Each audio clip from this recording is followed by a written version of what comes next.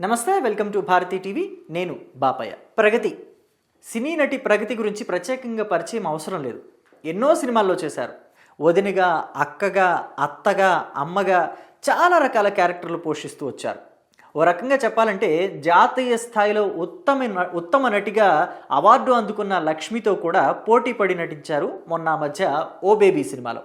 ఓ baby cinema నిజంగా ప్రగతికి చాలా మంచి గుర్తింపు తీసుకొచ్చిందని కూడా అనుకోవచ్చు.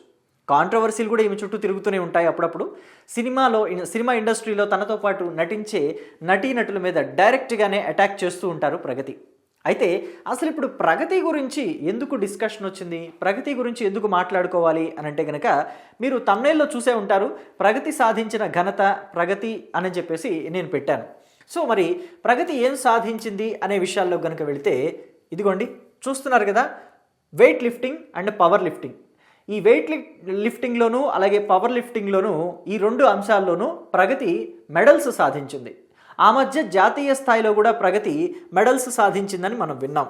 అది ఇఫ్ ఐఎమ్ నాట్ రాంగ్ కేరళలో జరిగిన వెయిట్ లిఫ్టింగ్ అండ్ పవర్ లిఫ్టింగ్కి సంబంధించిన పోటీల్లో ఆమె పాల్గొని అప్పట్లో మెడల్స్ సాధించింది. అప్పట్లో ఈ విషయం ఇంటర్నెట్లోనూ అలాగే ప్రింట్ మీడియాలోనూ విపరీతంగా వైరల్ అయింది. అందరూ కూడా ప్రగతిని మెచ్చుకున్నారు. అయితే గతంలో జాతీయ స్థాయి వరకే ఉన్న ప్రగతి ఇప్పుడు అంతర్జాతీయ స్థాయికి వెళ్ళారంటే ఇంకొక మెట్టు పైకి ఎక్కారు. ప్రగతి ఇప్పుడు అంతర్జాతీయ స్థాయిలో అంటే ఏషియా స్థాయిలో జరుగుతున్న పోటీల్లో పాల్గొన్నారు. సో అవి ఏం పోటీలు, ఏం సాధించారు అనే విషయంలోకి కనుక వెళ్తే ఏషియన్ ఓపెన్ మాస్టర్స్ అండ్ ఛాంపియన్షిప్లో ఆవిడ పాల్గొన్నారు. అందులో పాల్గొని డెడ్ లిఫ్ట్లో గోల్డ్ మెడల్ సాధించారు, బెంచ్ ప్రెస్లో సిల్వర్ మెడల్ సాధించారు, అలాగే స్క్వాట్ లిఫ్ట్లో సిల్వర్ మెడల్ సాధించారు. అంటే 2 విభాగాల్లో సిల్వరు, ఒక విభాగంలో గోల్డ్ మెడల్ సాధించడమే కాకుండా ఓవరాల్ విభాగంలో ఇంకొక సిల్వర్ మెడల్ సాధించారు. మొత్తం 4 మెడల్స్ ఆవిడ సొంతం చేసుకున్నారు. అంటే సినీ ఇండస్ట్రీలో ఉంటూనే ఒక పక్క, ఇంకొక పక్క జిమ్ములో కష్టపడుతూ ఇలాంటి ఘనత సాధించడం అనేది మామూలు వ్యవహారం కాదు. ఒకటి చెప్పాలంటే అసలు ఎంతో సెన్సిటివిటీ ఉన్న వ్యక్తులే ఆర్టిస్ట్గా రాణిస్తారు. ప్రతి చిన్న విషయంలో కూడా వాడు చాలా సెన్సిటివ్గా ఉన్నవాళ్లే ఆర్టిస్టులు అవుతారు. అంత సెన్సిటివిటీ లేకపోతే ఆర్టిస్ట్గా ఉండటం కష్టం. పైగా మరి అంత సెన్సిటివిటీ మనస్తత్వం ఉన్న ఆవిడ ఇటు స్పోర్ట్స్లో ఎంత అంటే గట్టిగా ఉండాలి, మనస్తత్వం ఎంత దృఢంగా ఉండాలి, ప్రతి ఒక్క విషయం మీద ఎంత కాన్సన్ట్రేషన్ ఉండాలి. సో అలాంటి వాళ్ళే స్పోర్ట్స్లో రాణిస్తారు. రెండు డిఫరెంట్ రూట్స్ అని చెప్పొచ్చు. సో అలాంటి వాటిలో కూడా ప్రగతి చాలా కష్టపడి తనని తాను ప్రూవ్ చేసుకున్నారు అనటంలో కూడా ఎటువంటి డౌట్ లేదు. ఇక ప్రగతి చూసుకుంటే ఆవిడ గురించి మనం ఎక్కువగా వింటూనే ఉంటాం. చాలా రియాలిటీ షోస్లో కూడా ఆవిడ మీద జోకులు కూడా వేశారు. పాపం ఆవిడ వాటన్నిటిని కూడా స్పోర్టివ్గానే తీసుకున్నారనుకోండి. ఎక్కడా డిస్టర్బ్ అవ్వలేదు, హర్ట్ అవ్వలేదు, కోపం తెచ్చుకోలేదు. తిరిగి ఆవిడ స్టైల్లో ఆవిడ జోకులు కూడా వేయలేదు. చాలా స్పోర్టివ్గా తీసుకున్నారు. ఎక్కువగా ప్రగతి ఎక్కడ ఉంటారంటే జిమ్లో ఉంటారని చెప్పేసి ఆవిడ మీద మాటలు కూడా ఉన్నాయి. నిజమే ఆ మాటలు. ఎందుకంటే ఆవిడ రోజుకి 5 నుంచి 6 గంటలు ఇలాగా ఏదైనా మెడల్స్ కోసం పోటీ పడేటప్పుడు కాస్త ఇంకా ఎక్కువ శ్రమ పడాల్సి వచ్చినప్పుడు 6 నుంచి 7 గంటలు కూడా ఆవిడ జిమ్లో గడుపుతారట. సో ఆవిడ ఎంత ఫిట్గా ఉంటారో కూడా మనం చూస్తూ ఉంటాం. సో ఆవిడ అన్నీ కూడా ఎప్పటికప్పుడు సోషల్ మీడియాలో పోస్ట్ చేస్తూ ఉంటారు. ఇన్స్టాగ్రామ్లో, ట్విట్టర్లో ఆవిడ పోస్ట్ చేస్తూ ఉంటారు. ఇలా జిమ్లో కష్టపడే విషయాలే కాదు, ఇలా మెడల్స్ సాధించిన విషయాలు కూడా పోస్టులు పెట్టి చాలామంది మహిళలకి ఇన్స్పిరేషన్గా ఉంటారు.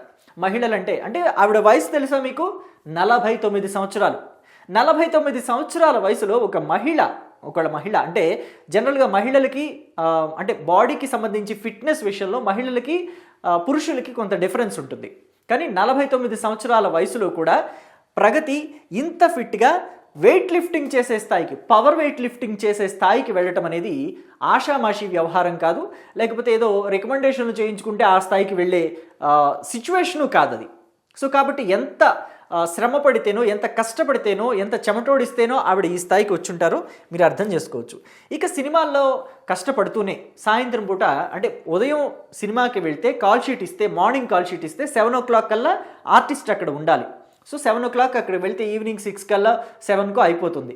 వచ్చిన తర్వాత చాలామంది ఆర్టిస్టులు ఏంటంటే ఉదయం నుంచి సాయంత్రం దాకా బ్రెయిన్ అంతా అక్కడే పెట్టి డైలాగ్ విషయంలోనూ, యాక్షన్ విషయంలోనూ, అన్నిటి విషయాల్లోనూ కష్టపడ్డాం కదా, సాయంత్రానికి కాస్త రిలాక్స్ అవుదాం అనుకుంటారు. కొంతమంది వాళ్ళ ఎంజాయ్మెంట్ దేంట్లో ఉందో అది వెతుక్కుంటారు. బయటకు వెళ్ళేవాళ్ళు, షికార్ చేసేవాళ్ళు, లేకపోతే ఫ్రెండ్స్తో గడిపేవాళ్ళు, అలాగా వాళ్ళు గడుపుతుంటారు. కొంతమంది చిల్ అవుతూ ఉంటారు. చిల్ అవటం అంటే తెలుసుగా, ఇతరత్ర సాధనాలు ఉంటాయి. సో వాటిని ఎంచుకునే వాళ్ళు ఉంటారు. కొంతమంది ఇంట్లో పేరెంట్స్తో గడిపే వాళ్ళు ఉంటారు. కొంతమంది కుక్క పిల్లలతో అంటే పెంపుడు జంతువులతో ఆడుకునే వాళ్ళు ఉంటారు. రకరకాలుగా ఉంటాయి వాళ్ళ ఎంజాయ్మెంట్స్. సినిమా తారలంటే వాళ్ళ కష్టం ఎంత ఉంటుందో దానికి ఫలితం కూడా అంతే ఉంటుంది. కాబట్టి ఆ ఫలితాన్ని ఎంజాయ్ చేసే సాధనాలు కూడా అలాగే ఉంటాయి. కానీ మనం అందరం కూడా దాంట్లో ఒకవైపే చూస్తాం, కష్టాన్ని చూడం. వాళ్ళు ఎంజాయ్ చేసే తీరును మాత్రమే చూస్తాం. వాళ్ళ కష్టం ఎలాంటిదో మనందరికీ తెలియదు, చాలా తక్కువ మందికి మాత్రమే తెలుస్తుంది. అయితే ప్రగతి విషయంలో కనుక చూసుకుంటే ఆమె చాలా మారుమూల పల్లెటూరు నుంచి వచ్చారు.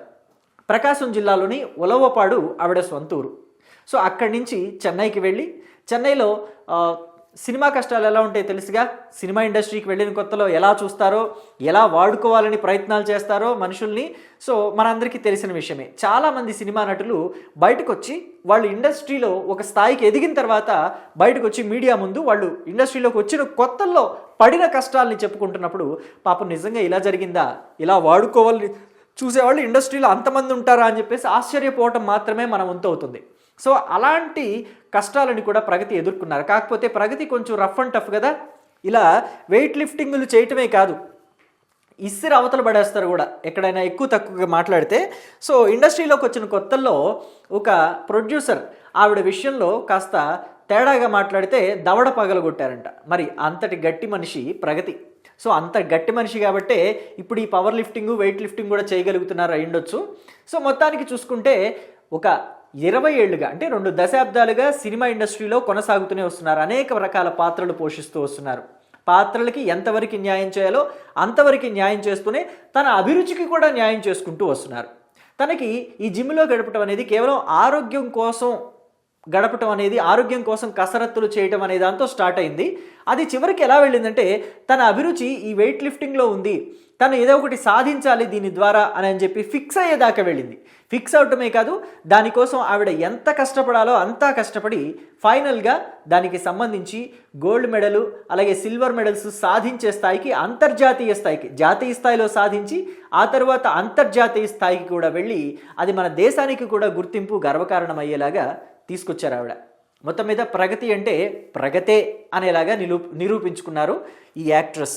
తెలుగు ఇండస్ట్రీలో ఇప్పుడు ఈవిడికి మంచి పేరుంది, మంచి ఫేమ్ కూడా ఉంది. దాన్ని రెండింటిని, ఆ నేము ఫేమ్ని ఆవిడ ఎంజాయ్ చేయొచ్చు. కానీ ఎంజాయ్ చేస్తూనే ఇలాంటివి కూడా సాధించే దిశగా ఆవిడ అడుగులు వేశారంటే నిజంగా హ్యాట్స్ ఆఫ్ అని చెప్పొచ్చు. సో దీని మీద మీ అభిప్రాయం ఏంటో కమెంట్ బాక్స్లో తెలియచేయండి. Thank you.